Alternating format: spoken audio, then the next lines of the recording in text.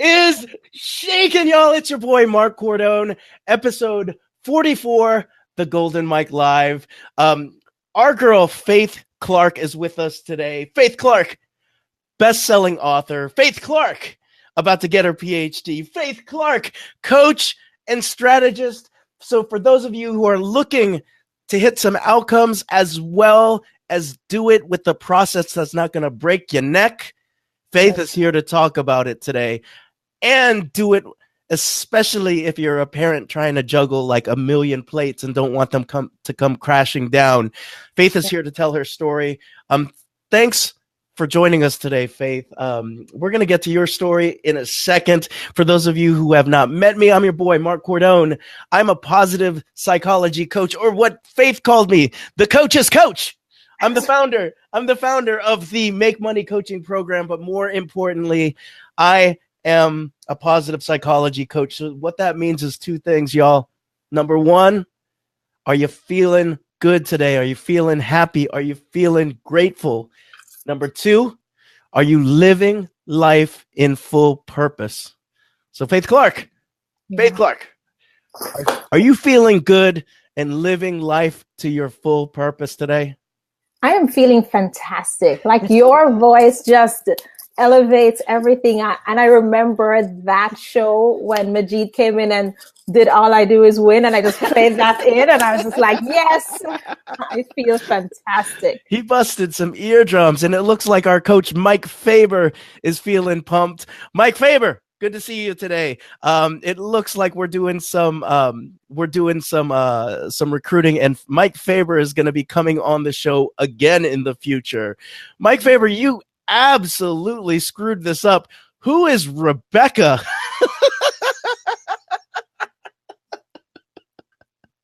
It's Faith Clarke. Faith Clarke. I said it very clearly.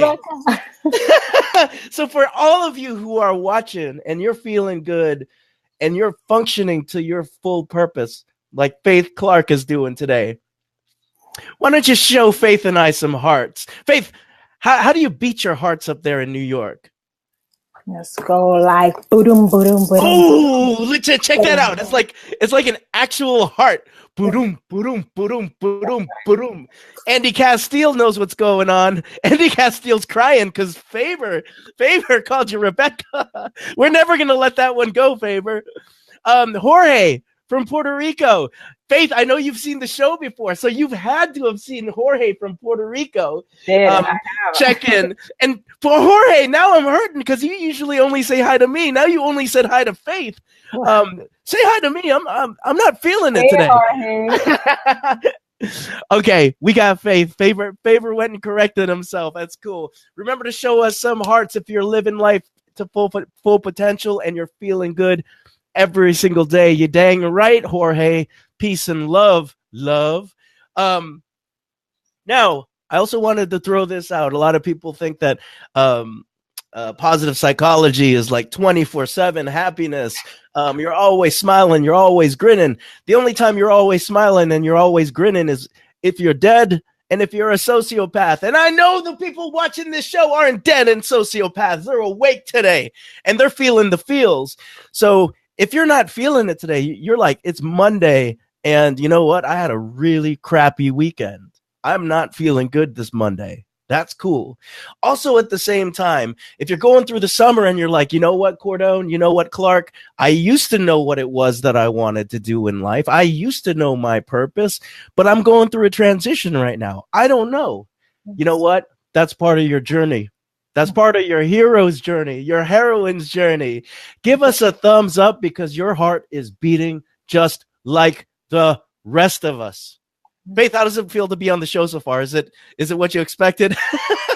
I just decided I was going to be present in the moment. I didn't know what to expect, but it's fantastic. It's fantastic. Now, finally, here's the one that I love. Whether you're up, you're down, you're all around. If you're feeling optimistic about tomorrow, if you're feeling optimistic about the future, there's one more button down there, y'all, that we want you to press. And that button is the wow face. Faith, give us a wow face.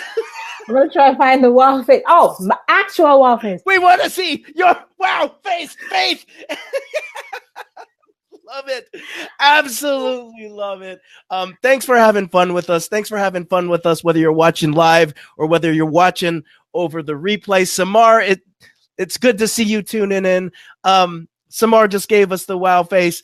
Now, with all of that said, going into productivity, going into balancing this with kids, Faith, we want to know about your story. So what's your story?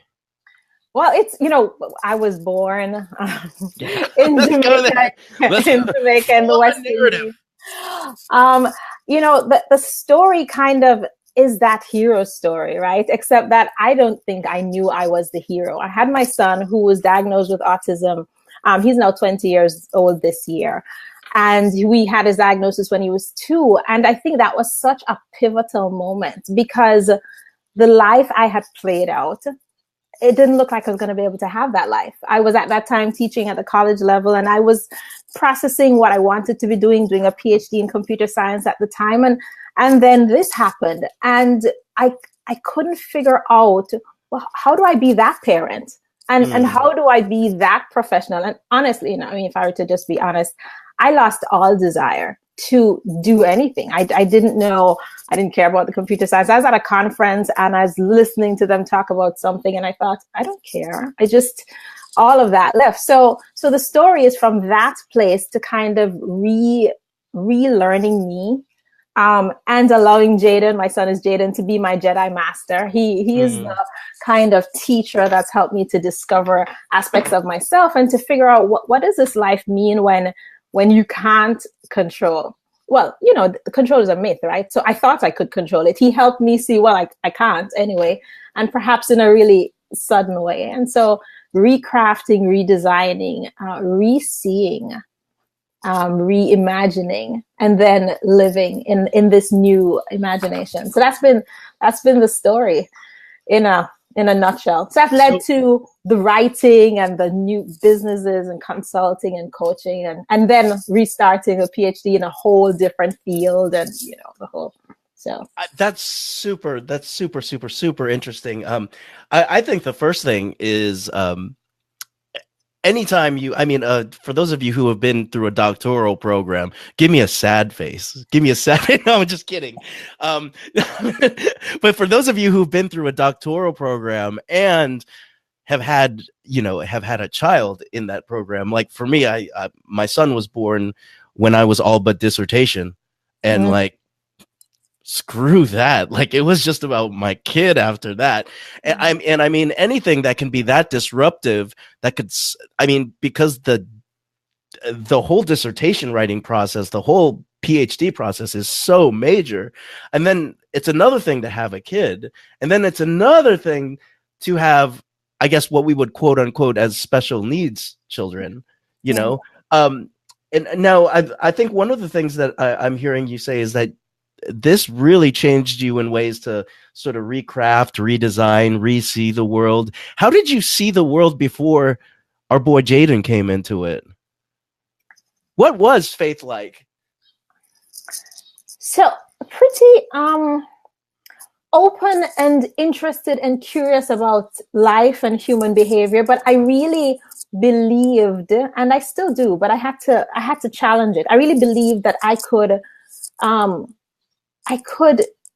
plan for an outcome and make it happen. And so, like, in other words, I was a computer programmer, right? I mean, all you need to do is know the code and you write it and then you debug it, and it takes some time, but you figure it out and then you get the pretty thing on the screen that you want. And I figured with parenting, I knew what I wanted.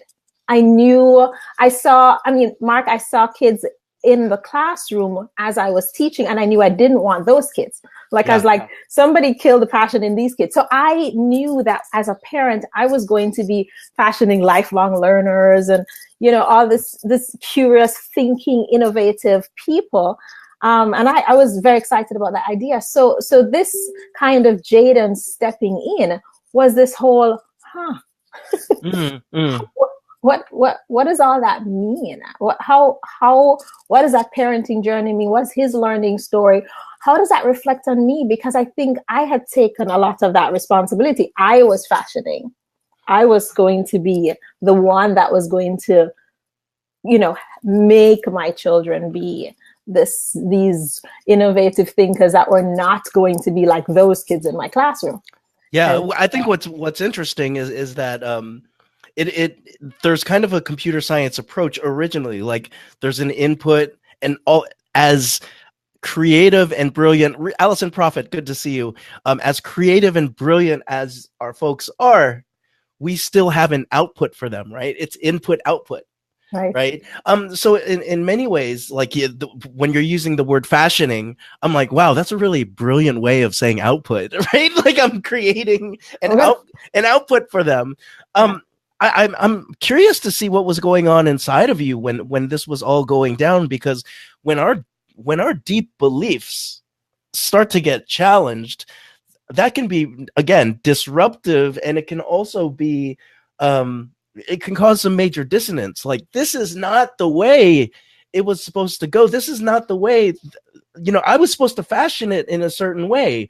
And now, was there anger? Like, what did that feel like for you in terms of the uprooting process? Yeah, it was, first of all, there was a kind of not believing, right? Because because of my mindset, I really saw the beauty in Jaden. I mean, at 6 months old, Jaden would sit and watch. This is, I'm dating myself. Back in the days of EQs, he would sit and watch the graphic equalizer on the stereo, and he would just watch it. I was like, that's a physicist.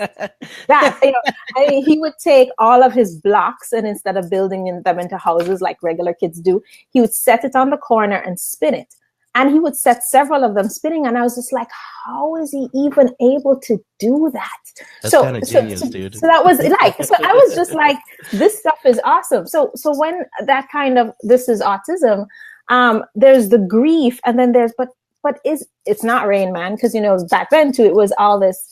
So there's that not believing. And then not in Jamaica, there was a really, it was difficult to think, well, how will people approach difference? And Jamaica is a very homogenous space. I mean, the very young and the very old, I didn't feel like they were treated as valued members of society. Children are seen and not heard, and that's typical children, right? Yeah. And so I felt like, well, what was going to happen?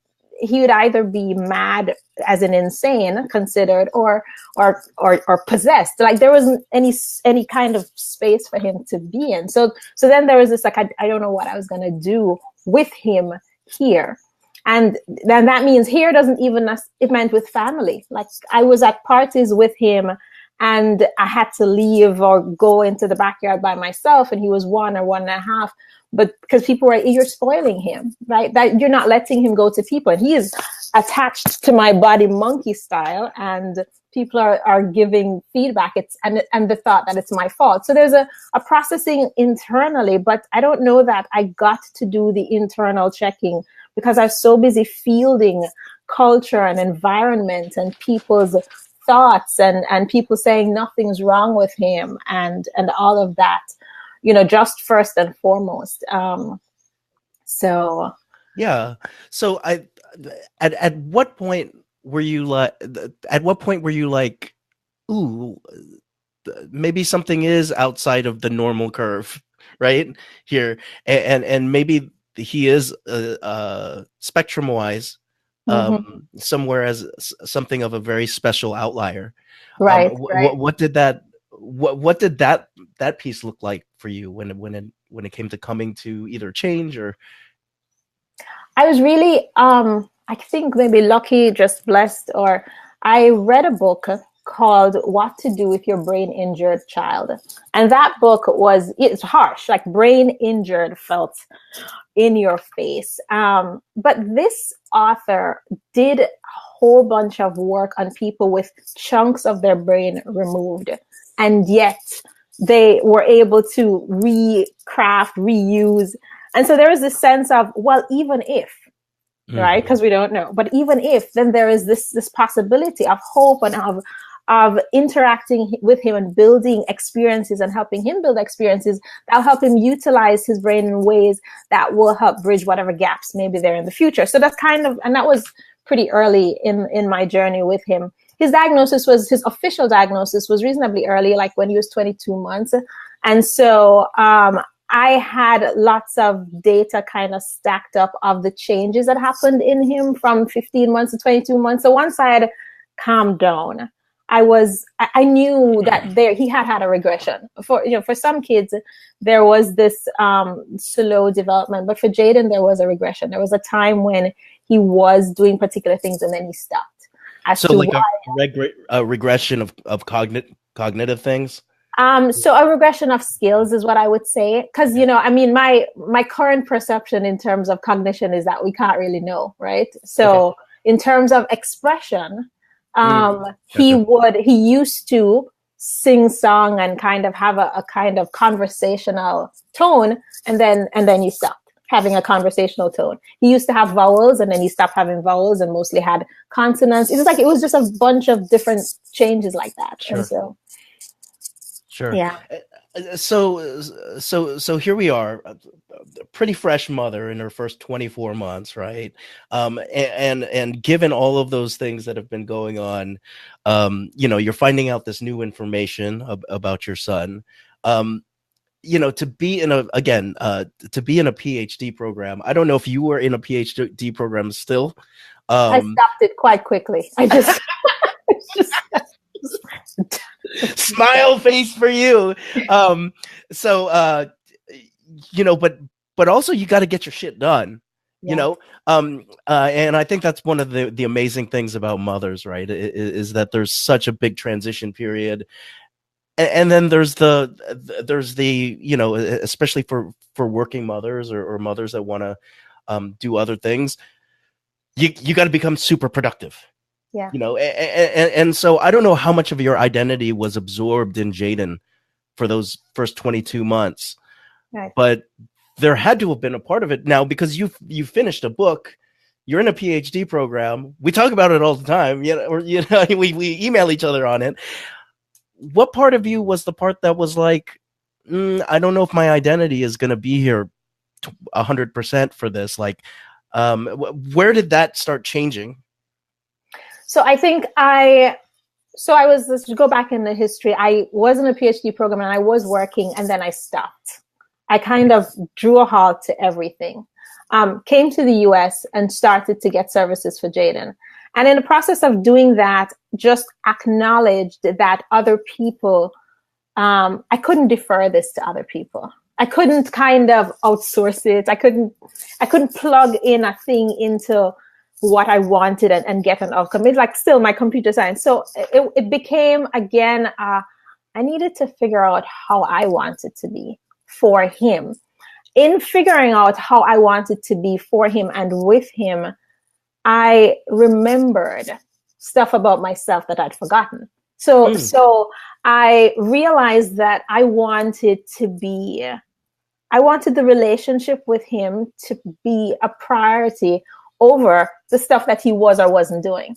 Like I didn't want the entire, and that took a couple of years, but I didn't want the entire life to be about where he put what, or if he said what, or where the poop went. It's like having an entire relationship with a human being just about tasks that they can and can't do.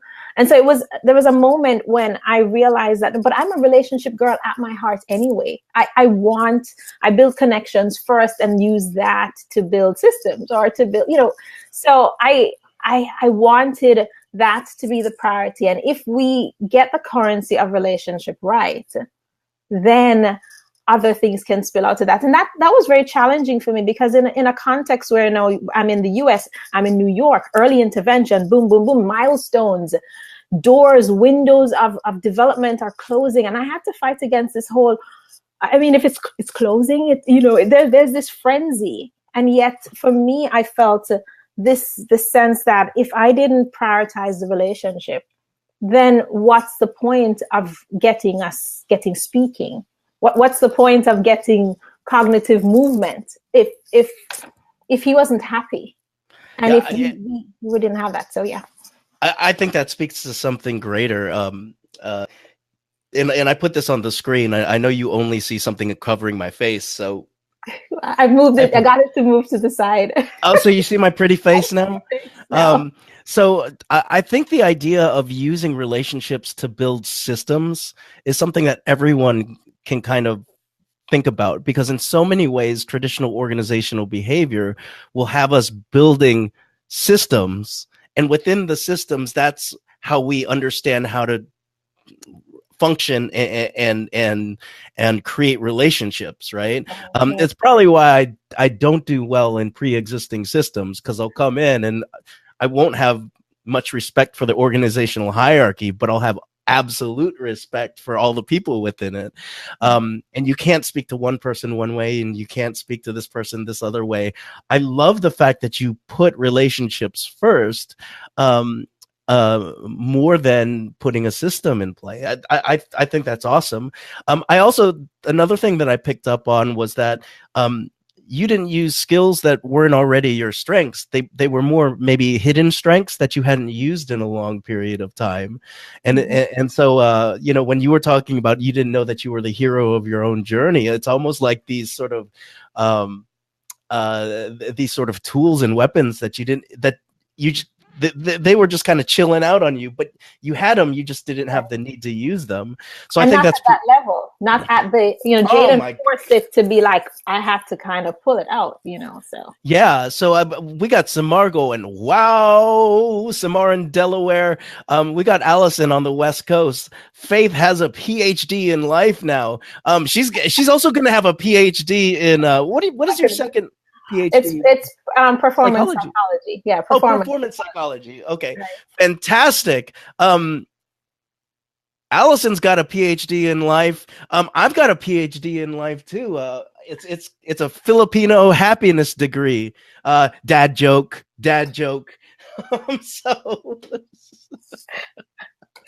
So anyways, I want to go here. I want to talk about how you started to sustain your clear strategic action now, because you started off with the relationship, and now you were talking about, okay, you're beginning to become this ninja parent, right? And sustaining clear and strategic action.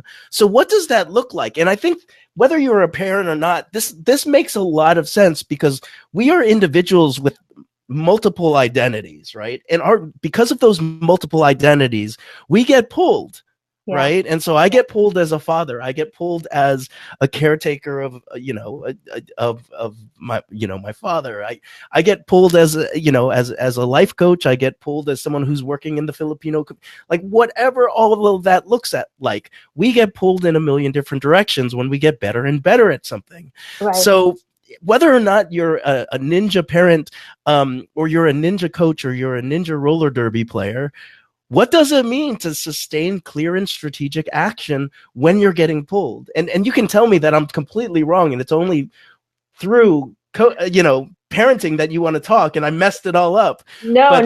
Okay. This is perfect, because I realized as I was listening to you craft this question that I didn't know I knew it, but I was learning it when I stopped everything. I think the first step to sustaining clear strategic action is to have that still space, that pause, where you say, what the heck, what's going, what is happening here? And so for me, when I decided to prioritize relationship, I also kind of got really, hippie with my son. I stopped all the therapy. I pulled him home, I homeschooled, and I stopped taking him to all therapy for a while. Because I couldn't figure, it's like too many voices, too many things, too many. What's my kind of internal radius on what we needed to happen? And I anchored only to one thing. If he was happy, then I could build out. And so, and I'm not saying that that's the only thing and you should just kind of like, we're going to hang out, we're going to chill out and just be happy. But I feel like it was a crucial starting point. And so for me, personally, I had to tell you though, Mark, that while I was prioritizing Jaden's happiness, I wasn't really doing that for myself. So I had to kind of learn outside of me a little bit, because my really driving value is this being a certain kind of parent to my child. And so as I learned that for him, The big deal in autism is this whole repetition and modeling and teaching skills over and over and over again. One day it hit me, how am I trying to help my son model doing hard things without you modeling doing hard things? So the hard thing was this kind of stopping for faith and getting clear for faith. What's that anchoring value? And so as a parent and then kind of pulling all these things together, I realize I don't do well pulled. I can manage being pulled in like 3 directions, but once the 4th comes in, then it's all over, right? So I've had to learn a practice of not being pulled in any directions, but to really be anchored and integrated all the time. And I don't think I'm good at it, but I think I'm learning to just be aware of the slight pull. And as wait, what's that? Why do I feel tugged? Why does that feel like it's not part of center? And then, okay. I need to reframe it. I need to stop it. There's something else going on that's causing that to not seem like part of center. So right now, finishing up my chapter 3 is not seeming like part of center. Ooh, chapter 3 sucks. So I'm like, so you're running away, kind of giving stories, which are true, but it's not. I need to look at that and say, it needs to align with something internal so that it can get the energy from the inside to get it done. So that's kind of been what I've been working on. Totally. And I think one of the number 1 is congratulations on getting past chapters 1 and 2. 2 is the lit review, right? Yes. But chapter 1 now needs a rewrite fully, right? I'm so happy I'm out of that. I am so happy I'm out of the PhD world. But let me tell you one thing that I'm observing here, and I love the fact that you were talking about anchoring, because in so many ways, when we do start doing, when we're in the act of just doing, and people get recognition that we do it well, we start getting pulled in a million different directions. Yeah. And my mentor once told me, you're going to get pulled in a million different directions. The world is going to feel a lot smaller to you because there's going to be a lot more people asking for you to, assist and help. And so always the big thing to do is take pause and think of those million voices that are pulling you in a million direction. Which voice is yours? Yeah. Right. And I feel like that's the same thing as anchoring. Tamara, it's good to see you. Tamara Arnold is here. It's the same thing as what you're talking about with anchoring, except sort of with anchoring, you're telling us, okay, this is the instruction. This is what to do when you're feeling that. So Faith, I'm so glad that you brought that up. Ina, good to see you, giving us a thumbs up. And then Allison's coming back. So beautiful, Faith. In quiet comes our best solutions. You feeling that, Faith? That's right.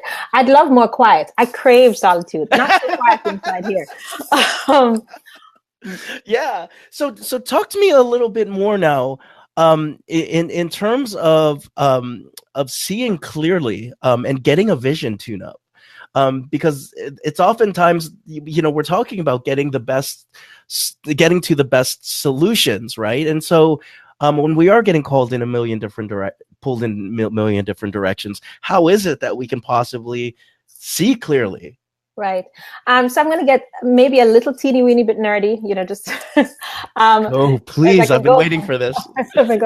So I had to own this. I was living in fight flight, and still do. I live and have lived at the mercy of the amygdala, of the lower brainstem, of this. My body saying danger, right? Because I had this child that I couldn't figure out how to protect reliably all the time. So with that as a constant state, and I think this is true for many of us, whether you have a child on the autism spectrum or any other thing, but pulling in multiple directions only feels like pulling because we're like, here. And there's a sense of, if I don't respond to them all, bad things are going to happen.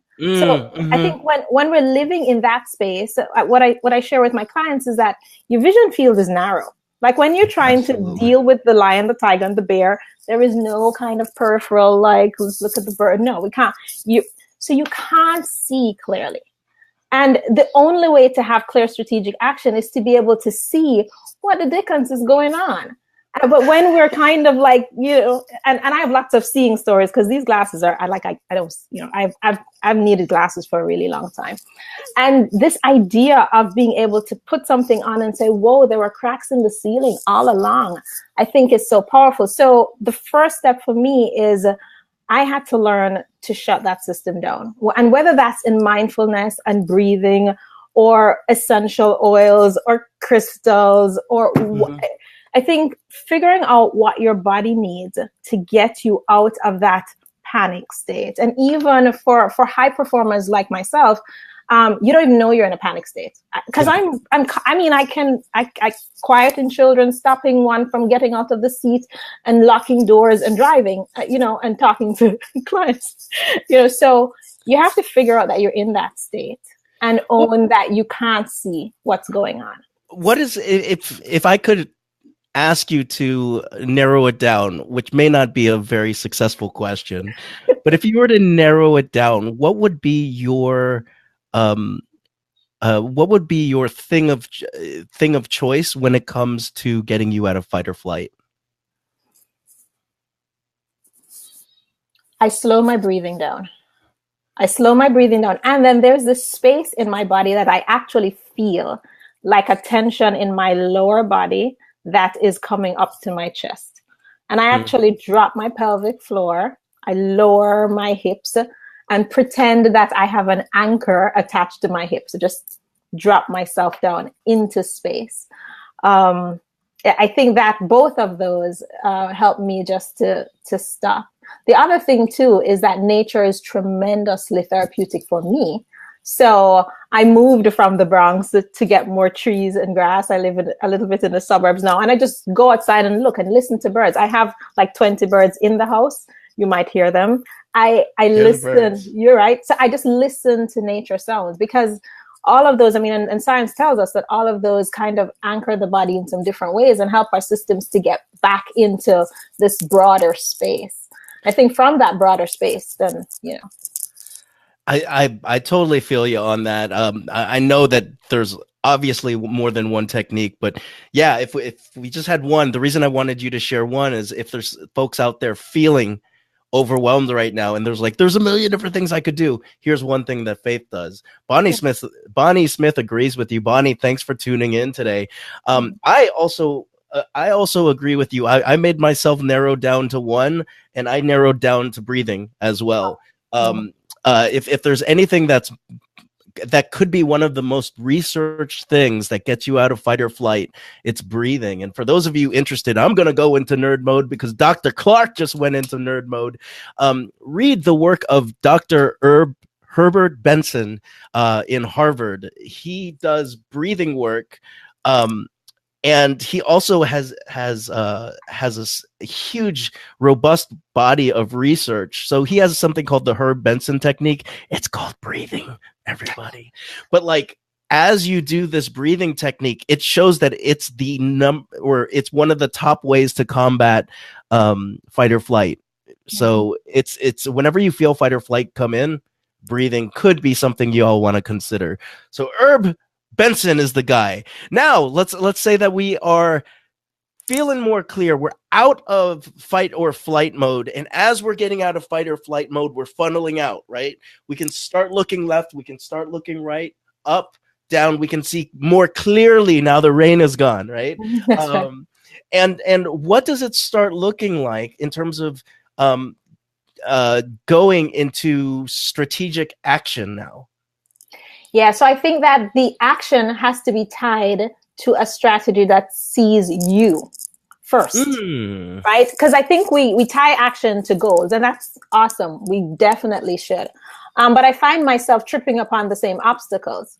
And you can then tie your action to overcoming the obstacle, but there's like, why do you trip on that obstacle? And so I feel like for me, the work to see myself, see my strengths especially, see my gaps, see the opportunities in the environment, but really figure out how do I tie my strengths to the things that need to be done. And so as an example, I'm, as a person, I'm pretty adaptive. Either autism did that for me, or I had that as a personality trait before. I can figure out solutions on the fly. When I forget that and remain stuck, and I'm trying to figure something out, and I'm staying with the same thing, trying to beat it to death, that doesn't help me. And when I remember, whoa, but Faith, you're adaptive. That means that you can come up with plan B and plan C and plan D. It's like the moment I held on to that, I was like, next, plan, 2 seconds, next, plan, and within a really short time, I came up with my solution. So I am owning your strengths and using your strengths to create action. That's kind of part of what I do. I work with clients about. If you are the kind of person who's like deliberate and pristine in terms of execution, then build strategies around that and hire out or find or avoid. Let's not build our strategies around the things that are going to be exhausting for us. I love it. And again, I'm going to nerd out with you because you're a freaking psychology PhD. What I'm hearing is you're getting at things that are more internal to us, right? We're getting at intrinsic motivation. Absolutely. We're getting at intrinsic strength. And a lot of people will burn out when they've set goals or motivations for themselves that are motivated by others. Right. This is what Faith's expectations are for me. This is what my PhD program's expectations are for me. Well, when you actually recenter and you go into a place where it's, well, this is how this is going to improve me, which is going to improve my ability to interact with Jaden, Mark, have coffee time with Mark, do my next book, finish chapter 3. Well, then all of a sudden, all of those things are much easier to plan around when it comes to barriers. And what I also loved you talking about was the fact that, you do seem particularly resilient, but it does increase resilience in everybody when they're kind of setting their GPS internally. Mm-hmm. Because once you set your GPS internally and you're motivated, all the different way powers and the pathways that you can get there suddenly open up. You become more tenacious. Right. And so I love the fact that I love the fact that you brought that up. My pen also just ran out of ink. So we're going to freestyle. Why? Because you didn't know that Cordone writes notes this whole dang time. And now we're just going to freestyle. Yeah. You thought that I was like so amazing in terms of coming up with questions on the fly. I don't. I write down notes. So I wanted to throw this out there because you did say this you did say something that was really interesting at first when you focused on Jaden's happiness, mm-hmm. Right? You put your own happiness not first, right? And so I want to come back to that because in so many ways we talked about becoming more clear.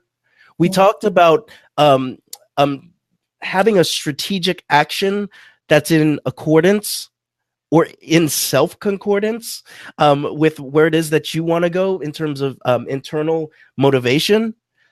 But also at the same time, we can have all the action in the world and completely burn out. Right. So I'm curious to hear this idea of sustaining this in the long haul. So I'm glad you asked that because I have a section in the book that I talk about energy parasites, right? And the first place where we need to check on stuff that's leaching out our energy is our ability to create energy by meeting our basic needs. And so, yeah, there's people that are leaching out our energy and there's activities that are leaching out our energy. But if we aren't kind of just doing the stuff that meets our basic needs, then there's no motivation to act. And so I'm like, I love self-determination theory. And I was like, oh, these guys were talking my language, or maybe this idea that if I can meet my relationship needs fundamentally, and moms of kids with autism, and many of us sometimes, regardless of the little pockets we find ourselves in with the challenges that we have to deal with, relationships can just go, right? You find yourself up leveling, and so you have new relationships that you want, old relationships that don't fit, relationships go. And for me, with autism that happened. So no girlfriends. I decided to stay home. My friends are 9 to 5 people. Who am I talking to in the day? Nobody understood the journey. So relationship needs not being met. Competence needs, I had stopped working. And autism is the kind of thing that makes you feel like you're led around by you don't feel competent. It controls you, right? It's just this weird, I don't know what the difference is going on. So competence needs just not being met. And autonomy, like, no, I was up when I didn't want to be up. I was, so me just seeing that was part of what I needed to see. That I couldn't create energy to act and to sustain anything if I wasn't being deliberate about how do I meet those needs. I started to knit and crochet. It sounded like an old granny thing, but I told people the crochet yarn, the yarn obeys me. I had some autonomy. I say, this is what should happen, and it happens. A scarf was created. And I think just choosing some specific things to build my own, to say, I'm good at this. And that's not just tied to autism, because by that time I was running an internship out of my home with Jaden as the subject. And I used the skills I had to create, materials for students to study so that they could help me homeschool him.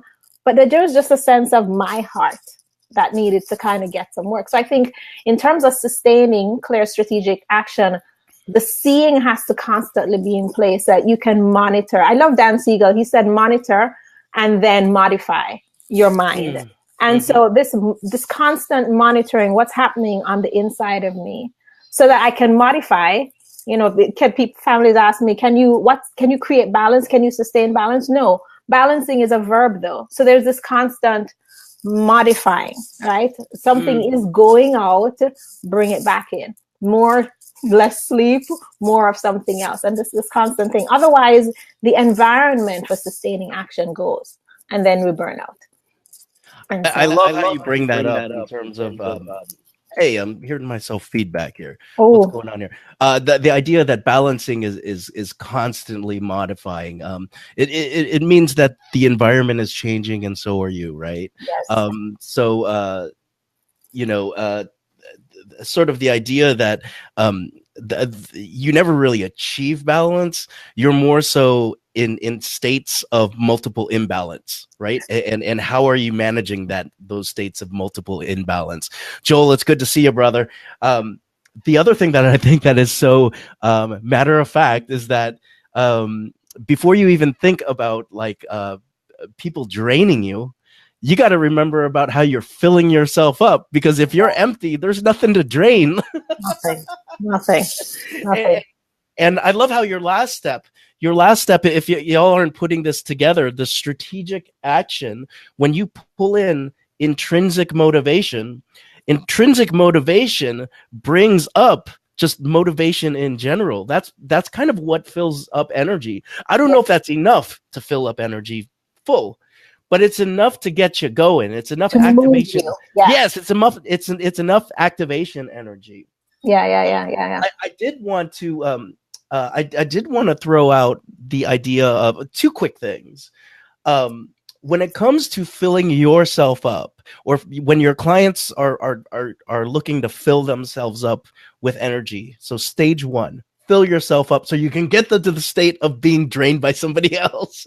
What are some things that you work on with them in terms of filling themselves up?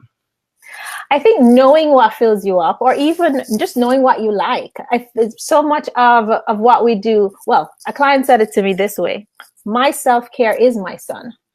And I so understand that. I don't even know how to argue with her, right? It's just so being willing to pay attention enough so that you know what you like, I think is just at the very basic. What makes your heart sing? What gets your shoulders down? And going into that zone enough so that you can know those things, and then planning for them. I had a class I did once called Redesign. Is that your pen you're looking for? A new one? Sorry. No. I'm going crazy because I'm loving what you're saying. I'm throwing things around. I had a Redesign Your Life kind of session that I did with parents a few times, and it was like a scrapbooking session. was like cut stuff out of magazines and just put something up that these are the things that give you energy. And this is how you create some space for it, that you walk out of the house and say, hey, dad, tag time, you're on, I'm off. And I'm really off, and like for me, I can't take time for myself in the house yet. I'm not mature enough yet. I don't know how to shut the radar off yet. So I leave. I go in the car and I drive around the block, and the kids think I've gone, but I'm really just up the road. But I have to be out, right? So then I'll put in my audiobook and I'll, rediscover stuff that I love.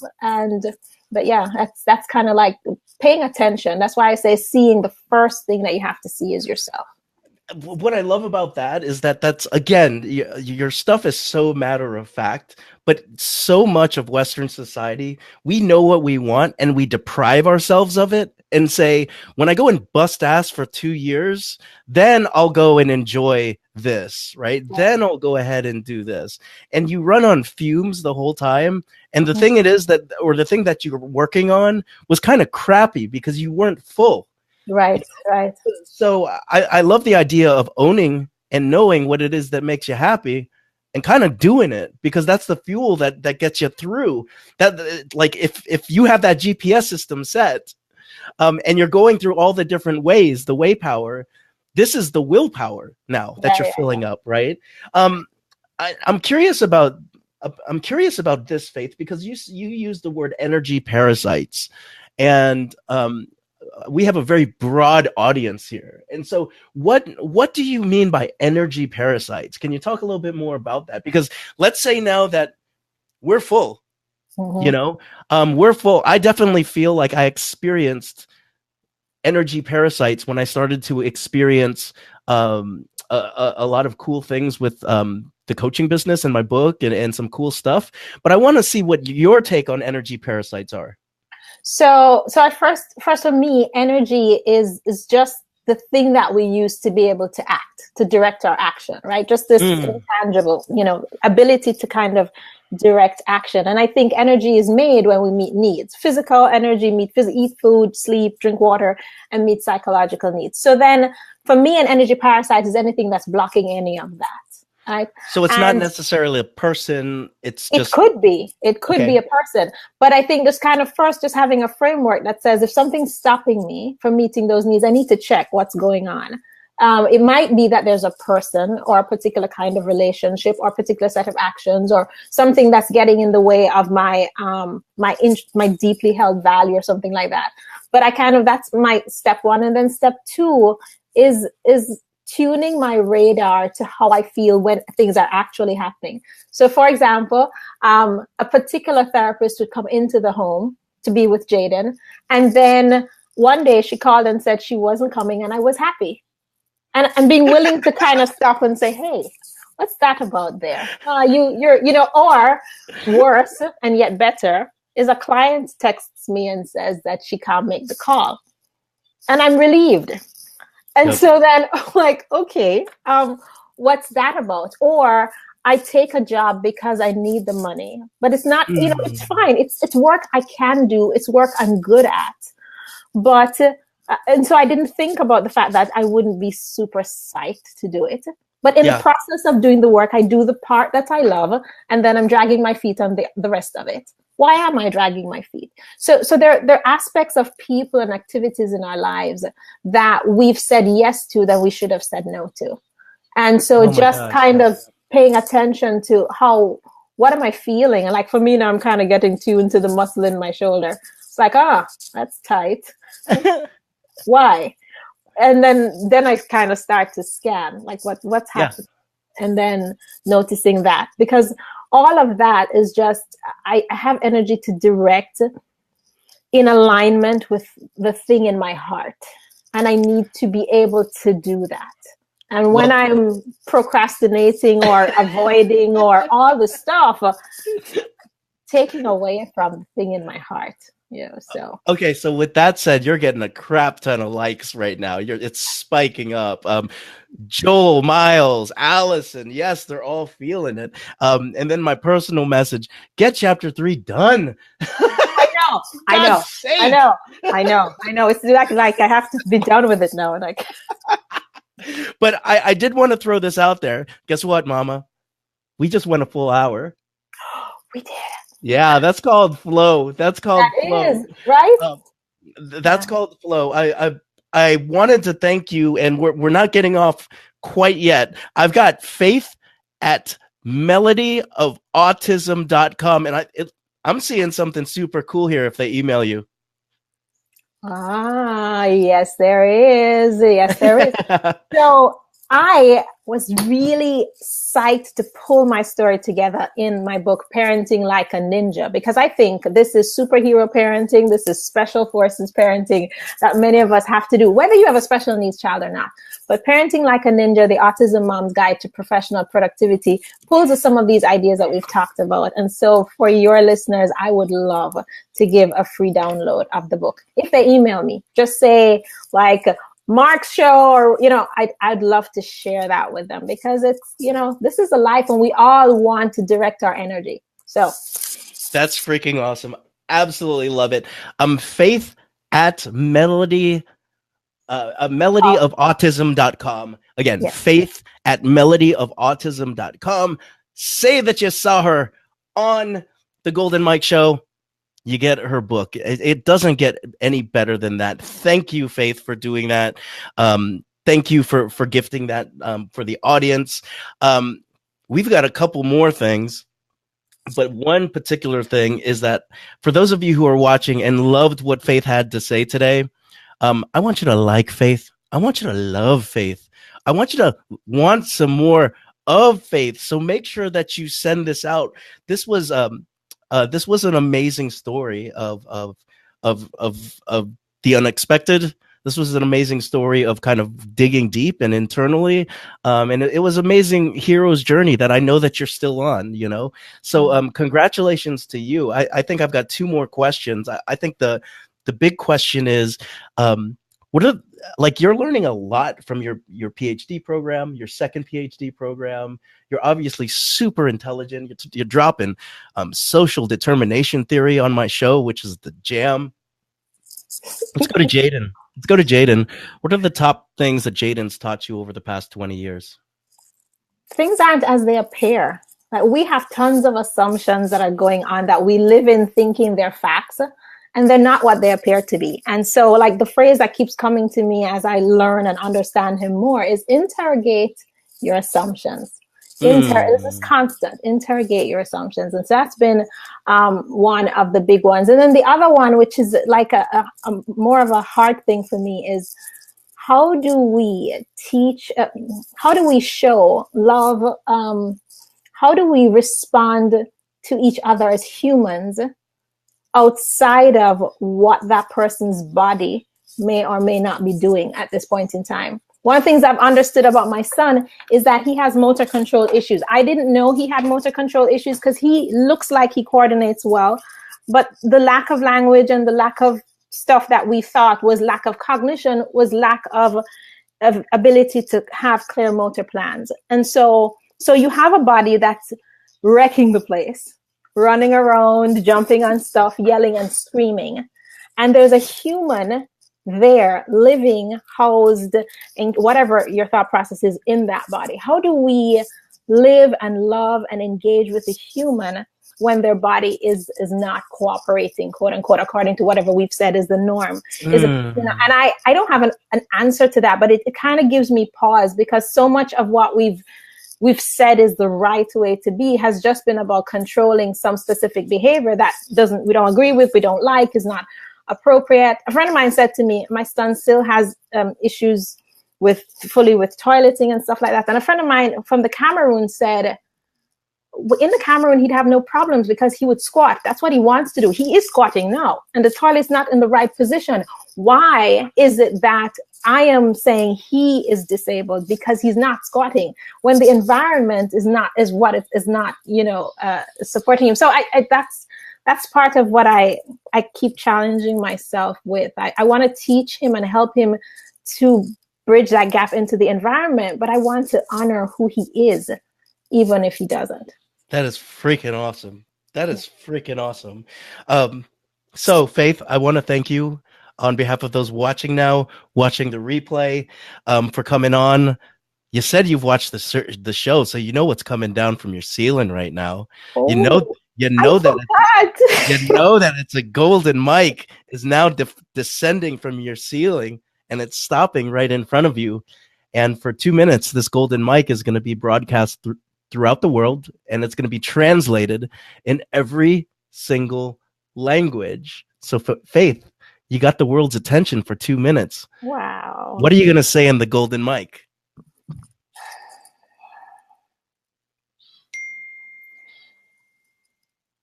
You're stronger than you think you are.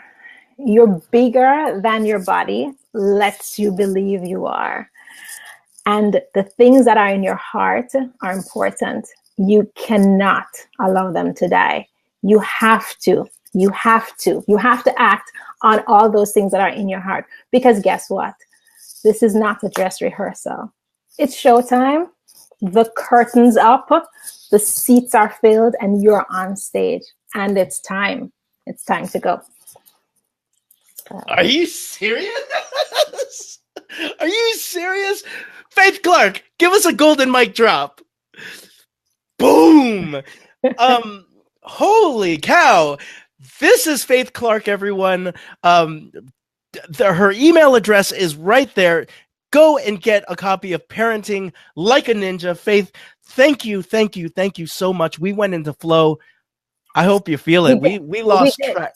One thing, Mark, I just started a community. I'm gonna put in the comments. I'm just gonna put the link. It's called Autistic Biz Moms. It's not just for moms of kids with autism. It's for any entrepreneurial woman who wants to make family and business work. So I'm gonna put the link. Join. I just opened the doors yesterday, so it's kind of quiet. But okay. So let's fill it with golden mic folks and beyond resilient folks. Thank you for that. Joel was like, golden mic drop. He saw it. That was money. Faith, you're gonna have to come on again. When you finish chapter 3, you're gonna have to come on again. Oh, that's a good one. Tell me what we're talking about next. But that's been it. It's Monday. We've got a whole line of people this week headed by Faith Clarke. Faith, thank you so much for being on the show. I'm your boy, Mark Cordone. I've got one final question for everybody watching, and it's this. If you're feeling good and you're living to full purpose, what is your responsibility to serve the greater good? I'll see you tomorrow. Have a good day. Faith and I are out. See ya. Faith, you